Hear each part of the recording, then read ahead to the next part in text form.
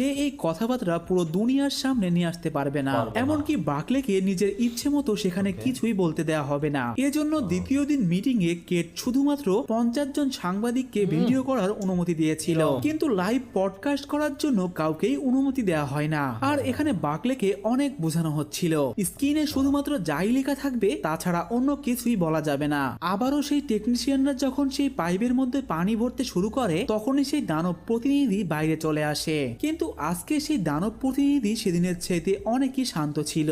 যখনই কেটের ইশারায় স্ক্রিনে আসা লেখাগুলো বাকলে পড়তে শুরু করে, তখনই দানব প্রতিনিধি তাকে থামিয়ে দেয় আর সে এক গ্লাস পানি চায়। আর পানি অবশ্যই প্রাকৃতিক উপায়ে তৈরি হতে হবে। এখানে তারা দানব প্রতিনিধির এই সামান্য চাওয়াটুকু কেউ না করতে পারে না। তাই সৈনিকদের একটি টিম নদী থেকে এক গ্লাস পানি নিয়ে চলে আসে আর সেই পানিটি নিয়ে সে বাকলের হাতে দিয়ে দেয়। তখন সেই দানব প্রতিনিধি বাকলেকে বলে সেই গ্লাসের পানিটি যেন সে